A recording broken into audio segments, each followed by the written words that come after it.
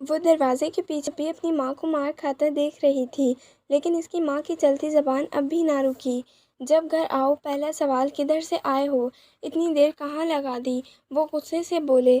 ہاں مجھے چاہیے جواب، کس کے ساتھ ہوتے ہو؟ اس کی ماں بھی چیخی۔ دونوں بے خبر تھے کہ ان کی لڑائی جھگڑے کا بچوں پہ کیا اثر ہوگا۔ ہر وقت کی بک بک شروع رہتی ہے تیری، میرے کس کس دوست کو جانتی ہے تو جو میں تجھے بتاؤں؟ وہ بھڑکے۔ کسی دوست کے ساتھ تھے یا شکی لہجہ تھا اس کی ماں کا؟ اس کی ماں کی شروع سے روک ٹوک والی طبیعت اور شکی لہجے نے ان کے گھر کے ماحول کو کبھی خوشگوار نہ ہونے دیا۔ شروع میں تو بات پھر اتنی نہ بڑھتی، لیکن اب تو روز ہی یہ جنگ شروع ہوتی۔ کیا کہنا چاہتی ہے؟ تیرے خیال سے کوٹھے پہ جاتا ہوں؟ وہ بازو پکڑتے اسے سامنے کرتے بولے۔ مجھے کیا پتا، آگ لگا کر اسی کو سلگانا تو کوئی ان سے سیکھے۔ اچھی طرح سمجھتا ہوں میں، لیکن میں تمہارا پابند نہیں، فکر مت کرو، کوٹھے پہ نہیں جاتا، لیکن اگر تمہارا یہی رویہ رہا تو کسی سے شادی کر کے تمہارے سر پہ سوتن لا کر بٹھا دوں گا۔ وہ دھمکی دیتے جھٹکے سے انہیں دور کر گئے۔ دروازے کے پیچھے چھپے وجود کی ٹانگیں لرز رہی تھیں۔ تم کر کے تو دیکھو ایسا، میں بھی کوئی گئی گزری نہیں ہوں۔ وہ دھاڑی، وہ تو وقت بتائے گا، اپنی زبان کو کنٹرول کرنا سیکھو۔ وہ ہنکار بھرتے وہاں سے باہر جانے لگے۔ دروازے کی اوٹ میں چھپا وجود جلدی سے وہاں سے بھاگا۔ کمرے میں بند ہوتے ہی اس کی دبی دبی سی سسکیاں گونجنے لگیں۔ اسی ذات روز کرسیوں میں بٹ رہی تھی۔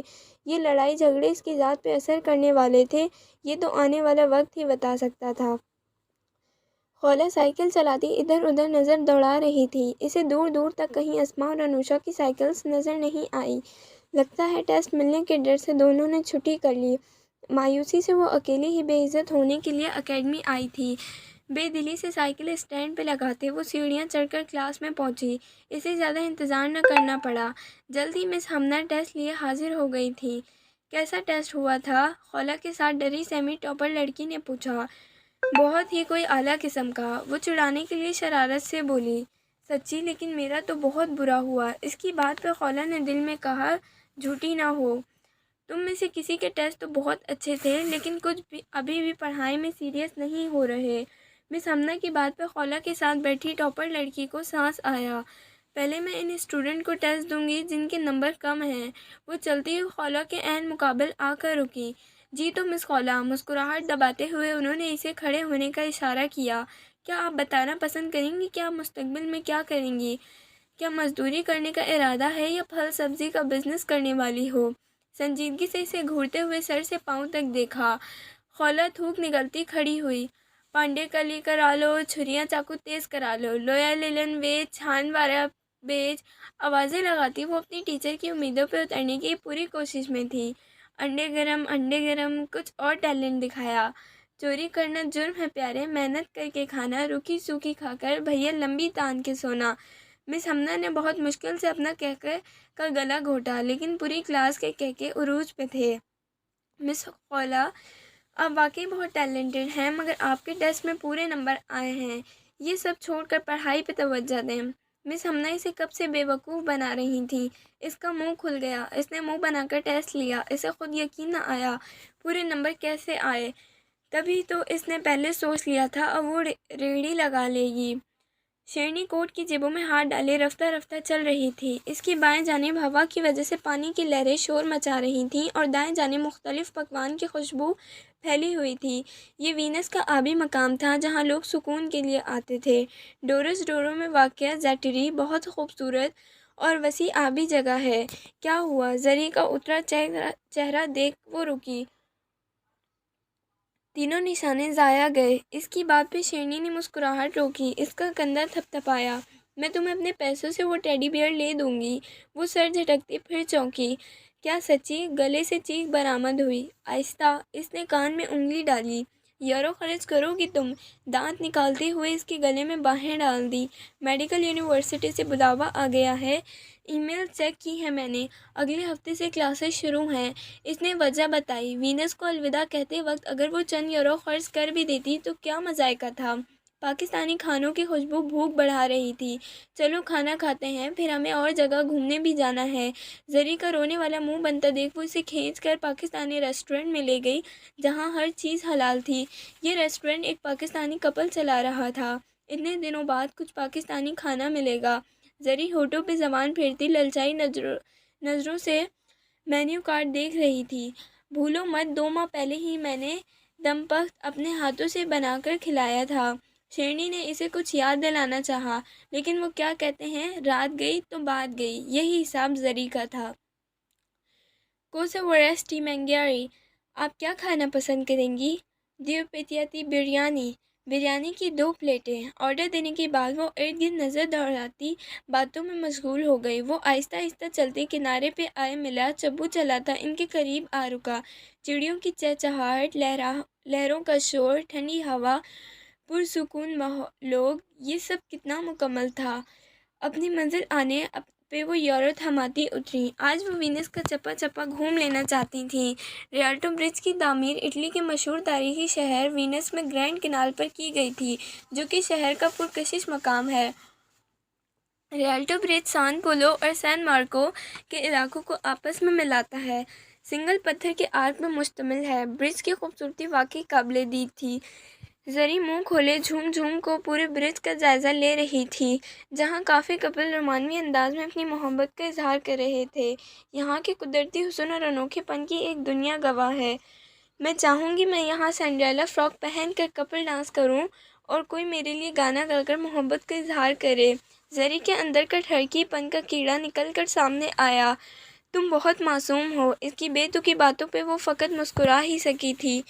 میں اتنی نیک اور معصوم نہیں ہوں جتنا تم مجھے سمجھتی ہو، کیونکہ میں فرشتہ نہیں ہوں، انسان ہوں۔ انسان بھی معصوم ہوتے ہیں، شیرنی نے اسے بتانا چاہا۔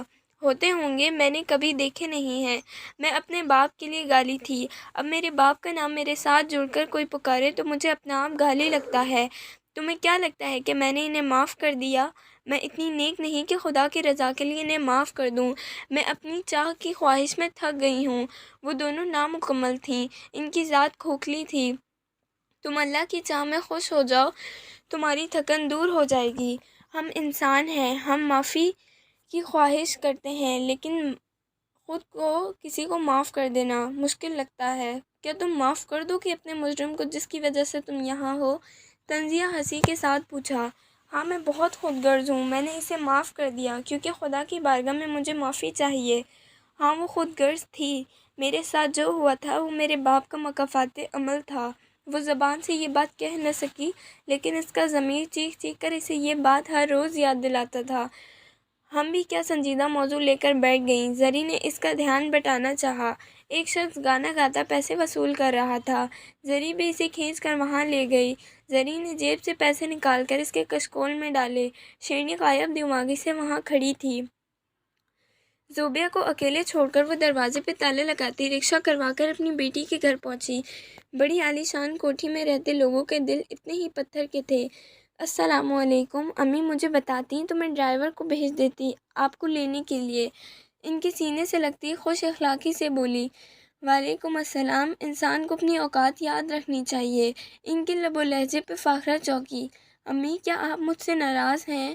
واحد دنیا میں وہی تو تھیں جن کے سینے سے لگ کر وہ اپنا ہر غم بھول جاتی تھیں۔ زوبیہ کل رات سے بخار میں تڑپ رہی ہے، تم سے ملنے کے لیے تڑپ رہی ہے۔ اب سمجھ آئی تھی کہ وہ اتنا ناراض کیوں ہیں۔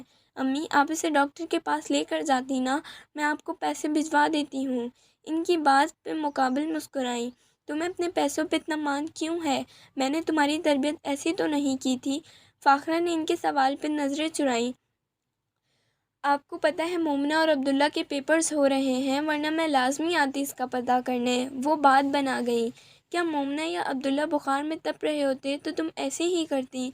وہ زوبیہ کے سوالوں سے تھک چکی تھیں۔ اگر کل کو ان کی آنکھیں بند ہو جاتیں تو یہ لوگ زوبیہ کے ساتھ کیسا سلوک کرتے؟ اللہ نہ کرے امی، آپ کیسی باتیں کر رہی ہیں؟ وہ تڑپ اٹھیں۔ یہیں انہیں سارے سوالوں کے جواب مل گئے تھے۔ اپنی ماں کو آئندہ مہینے کا خرچ بھیجنے سے گریز کرنا۔ میرا ضمیر گوارا نہیں کرتا کہ میں کسی ماں کے بکاؤ مال کو زوبیہ کی جان پہ خرچ کروں۔ فاخرہ سے سانس لینا دشوار ہوا، لیکن ان کی سانسوں کی ڈور ابھی بھی ٹوٹی نہیں تھی۔ ٹھیک کہا آپ نے، ہو سکے تو اس کی ایسی تربیت کیجیے گا کہ وہ فاخرہ کا عکس نہ ہو۔ وہ آنسو پیتی خاموشی سے بات مکمل کرتی نکل گئیں، جبکہ عابد مٹھی دباتے اپنی ساس سے کچھ بھی کہنے سے قاصر تھے۔ میں نے بہت بڑی غلطی کر دی اسے آپ کے پاس چھوڑ کر۔ اسے کسی یتیم خانے داخل کروا دینا چاہیے تھا۔ معلوم ہے آپ کی باتوں سے کتنا دل دکھا ہے فاخرہ کا۔ انہیں اپنی بیوی کے آنسو نظر آئے لیکن تڑپتی بچی کی آنکھوں میں ممتا کی پیاس نظر نہ آ سکی۔ انسان کے روپ میں چھپے تم دونوں بھیڑیے ہو، میں اسے تم لوگوں کی پہنچ سے دور لے جاؤں گی۔ منحوس سایہ اس کا تم لوگوں پر نہیں بلکہ تم لوگوں کا اس پہ ہے۔ پہلی بار شاید ان کے اپنے داماد سے تلخ کلامی ہوئی ہوگی۔ عابد مڑتا ہوا فاخرہ کے کمرے میں چلا گیا جہاں وہ گھٹنوں کے گرد ہاتھ باندھے ہچکیاں لے رہی تھی۔ میں تمہارے ساتھ ہوں۔ انگلی کے پوروں سے آنسو چنتے ہوئے نم سینے سے لگا گئے۔ جمعے کے دن وہ اسکول سے آتے ساتھ اپنا بیگ تیار کرتی حویلی جانے کی تیاری میں تھی کہ ضیا، اسما اور دانیال نے جو بریکنگ نیوز دی وہ اسے ہلا کر رکھ گئی۔ تم لوگ جھوٹ بول رہے ہو نا؟ بے یقینی کی کیفیت میں اس کے قدم لڑکھڑائے۔ میں تم سے اتنا بڑا مذاق کر سکتا ہوں گنڈی؟ ضیا نے گھور کر اسے دیکھا جو پرانی اداکاروں کی طرح بس گرنے کی ایکٹنگ کر رہی تھی۔ کدھر ہے آکاش بھائی؟ اسما نے اس کے سوال پہ سامنے کی طرف اشارہ کیا۔ دانیال اور آکاش پاکستان سے شفٹ ہو رہے تھے۔ خولہ بغیر کسی پرواہ کے روتے ہوئے اس کے پاس بھاگی۔ کیوں چھوڑ کر جا رہے ہیں؟ بھائی ہیں نا میرے۔ وہ اپنے جذبات پہ قابو پانا جانتی تھی لیکن اتنے اچھے دوست کو کھونے کی ہمت باقی نہ تھی۔ پاپا کا حکم ہے، میں کیسے ٹال سکتا ہوں؟ آکاش نے چھوٹے بچوں کی طرح پچکارنا چاہا تو وہ ہاتھ جھٹک گئی۔ آپ منع کر دیں۔ ضدی لہجہ تھا، کوئی بھی اس سے اس عمل کی توقع نہیں کر رہا تھا۔ میں واپس آؤں گا نا پڑھائی مکمل کر کے اپنی بہن سے ملنے کے لیے؟ تم میرا انتظار کرو گی نا؟ گھٹنے کے بل جھک کر اس کے سامنے بیٹھ گیا۔ اسما، انوشا، دانیال بھی پریشان صورت بنائے دائرے میں جمع ہوئے کھڑے تھے۔ میں بالکل انتظار نہیں کروں گی، وہ چیخی۔ بھائی کا انتظار نہیں کرو گی؟ کچھ رشتے احساس کے ہوتے ہیں جن کا تعلق دل سے ہوتا ہے، انہیں خونی سہارے کی ضرورت نہیں ہوتی۔ لیکن میں واپس ضرور آؤں گا اپنی بہن کے پاس۔ اس کے سر پہ ہاتھ رکھتے اس کا مقام اس کے دل میں معتبر تھا۔ بہن مر جائے گی تب تک۔ باقی سب اس کا جذباتی پن سمجھ رہے تھے لیکن آکاش کو وہ گنڈی کچھ عجیب لگتی تھی۔ وہ غصے سے ناک پھلائے بھاگتی ہوئی اپنے کمرے کے اندر جا چکی تھی۔ تمہارا بھائی تمہارا محافظ ہے گنڈی، تمہیں کبھی مرنے نہیں دے گا، دل میں کہتا پلٹ گیا۔ باقی سب ہونک بنے منہ دیکھ رہے تھے۔ آج تو گنڈی نے اداکاری میں حد کر دی۔ ویسے تو آکاش سے ہمیشہ لڑتی رہتی تھی۔ ضیا کو یہ بات ہضم نہ ہوئی۔ آہن اسے روتے ہوئے کمرے میں بند ہوتا دیکھ امی کو بتانے چلا گیا۔ انہیں پہلے ہی حویلی کے لیے نکلنے میں دیر ہو رہی تھی۔ رات کا سفر کرنے سے خلیل الرحمن صاحب انہیں ہمیشہ سے منع کرتے تھے۔ خولا، دروازہ کھولو۔ آہن دروازہ پیٹتے ہوئے اونچا سا بولا، مجھے کہیں نہیں جانا۔ خولا کے جواب پہ پاس کھڑی خولا کی والدہ غصے سے آہن کو گھورنے لگیں۔ انداز تفتیش والا تھا کہ کہیں اس نے تو خولا سے کچھ نہیں کہا۔ شفقت صاحب دونوں کو گاڑی میں جانے کا اشارہ کرتے خود دروازے کے پاس کھڑے ہو گئے۔ راستے میں آئس کریم کون کھائے گا؟ مسکراہٹ دباتے وہ دروازے سے ٹیک لگائے کھڑے تھے۔ آپ لوگ کیوں نہیں مجھے اکیلا چھوڑ دیتے؟ وہ بدتمیزی سے بولتی چیزیں اٹھا کر پھینکنے لگی۔ کیا ہوا میری گڑیا کو؟ آپ کے دادا پریشان ہو رہے ہیں۔ ایسا رویہ انہیں پریشان کر گیا۔ دادا کے نام پہ وہ رونا بھول گئی۔ کچھ پل کے لیے سوچ میں پڑ گئی۔ میں آ رہی ہوں۔ وہ جلدی سے منہ دھونے بھاگی۔ اب اس نے سوچ لیا تھا کبھی دوست نہیں بنائے گی۔ شفقت صاحب مسکراتے ہوئے باہر نکل گئے۔ گڈ گرل، میری گڑیا کبھی ضد نہیں کرتی ہے، وہ محبت سے بولی۔ مسز شفقت گھور کر پیچھے بیٹھی آفت کی پرکالہ کو دیکھ رہی تھیں۔ آہن بیگ سے چپس نکال کر ٹھوسنے لگا۔ گلی میں کھڑے آکاش کو دیکھ کر اس نے منہ موڑ لیا۔ وہ بھیا بھابھی سے ملتی اسٹاپ کے لیے نکلی۔ وینس سے ان کی بہت سی یادیں وابستہ تھیں۔ یہ رومانوی شہر انہیں اپنے شہر جکڑ چکا تھا۔ وہ اسٹیشن پہ پہنچ کر اپنی ٹرین کا انتظار کرنے لگیں۔ وینس کے 2 اسٹاپ تھے جہاں ٹرین رکتی تھی۔ وہ سینٹرل ایشیا اسٹاپ پہ اطراف کا جائزہ لینے لگیں۔ وینس سے بولونیا تک کا سفر 1 گھنٹہ چند منٹ کا تھا۔ 5 منٹ بعد وہ ٹرین میں سوار ہوتی سیٹ سنبھال گئیں۔ شیرنی نے بیگ سے کتاب نکال کر مطالعہ کرنا شروع کر دیا جبکہ ذرے سے کانوں میں ہینڈ فری ٹھوس کر اٹالین سانگ سننے لگی۔ گھنٹے بھر کا سفر کیسے گزرا معلوم بھی نہ پڑا۔ ٹرین میں گہرا سکوت تھا، ہر کوئی اپنے آپ ہی مصروف نظر آئے۔ بولونیا کے اسٹاپ آنے پہ اس نے کندھوں پہ بیگ ڈالا، زری بھی اس کے پیچھے نیچے اتر آئی۔ ہیلو شیرنی اور گیدڑ، اٹلی کے نجومی مخلوق انہیں لینے کے لیے کھڑی تھی۔ زری کا تو اس کو دیکھتے ہی منہ بن گیا۔ میں گیدڑ نہیں ہوں، تمیز سے میرا نام لیا کرو۔ وہ گھورتی ہوئی گاڑی میں پیچھے بیٹھ گئی۔ شیرنی نے آگے کا دروازہ کھول پہلے بیک سیٹ پہ پھینکا، پھر پیچھے جا کر خود بیٹھ گئی۔ تم لوگوں کو اس ماہ کا کرایہ مجھے ابھی تک موصول نہیں ہوا، وہ سنجیدگی سے بولا۔ اگر وہ اس سے دوست نہیں بننا چاہتی تو وہ کیوں نہیں ڈھیل دیتا؟ ہم کہیں بھاگے نہیں جا رہے، مل جائے گا شام تک تمہیں تمہارا کرایہ بھی۔ اتنے تاولے نہ ہو۔ شیرنی خاموش تھی، اس کا کوئی موڈ نہیں تھا اس بے وقوف سے بحث کرنے کا، لیکن زری تو جیسے تیار تھی۔ زری اور شیرنی ہاسٹل کے بجائے یونیورسٹی سے کچھ فاصلے پر گھر میں ایک کمرے میں رہائش پذیر تھیں، جس کا مالک پاکستانی تھا۔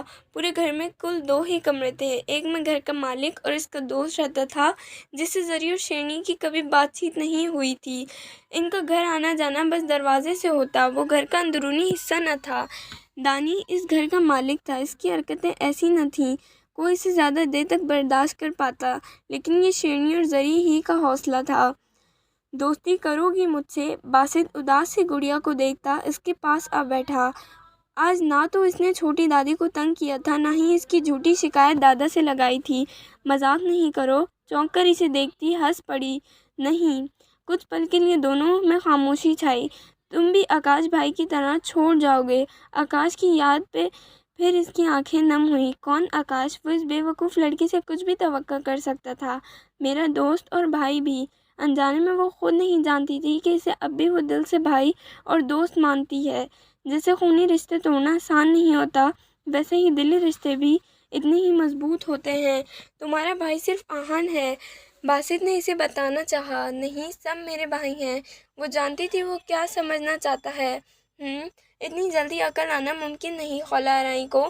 وہ تعصب سے سر ہلانے لگا۔ تم مجھے بے عقل کہہ رہے ہو؟ میں تم سے دوستی نہیں کروں گی۔ انداز حکمرانہ تھا۔ ولید سے کیوں دوستی کی؟ وہ بھی تو کزن ہی ہے اور میں بھی کزن ہوں، مجھ سے دوستی کیوں نہیں کرنی ہے؟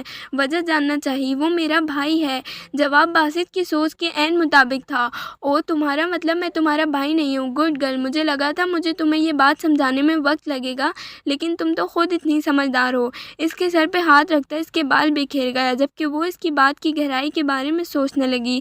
خالہ آرائی کو جاننا باسط آرائی کے بس کا کام نہیں تھا، وہ بس خوش فہم تھا اور خالہ آرائی اس کی خوش فہمی دور نہیں کرنا چاہتی تھی۔